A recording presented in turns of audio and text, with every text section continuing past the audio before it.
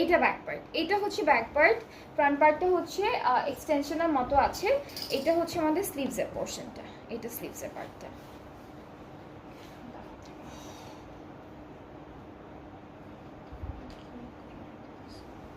এই যে এটা হলো মিডলে যাবে কামিজের ফ্রন্ট পার্টের মিডলে। এটা হচ্ছে এক্সটেনশন একটা, এটা হচ্ছে আরও একটা এক্সটেনশন। আমি স্লিভস ব্যাক পার্টটা প্রথমেই দেখিয়েছি, পুরোটা হচ্ছে এরকম কাপড়ের মধ্যে থাকবে। আর স্লিভসটা হচ্ছে এই যে দিস ওয়ান, এটা হচ্ছে স্লিভসের পার্টে, স্লিভস এমব্রয়ডারিজ আছে। অ্যান্ড এখান থেকে একটা হচ্ছে আমাদের ফ্রন্ট পার্টের নেকে যাবে, দুইটা হচ্ছে স্লিভসে যাবে।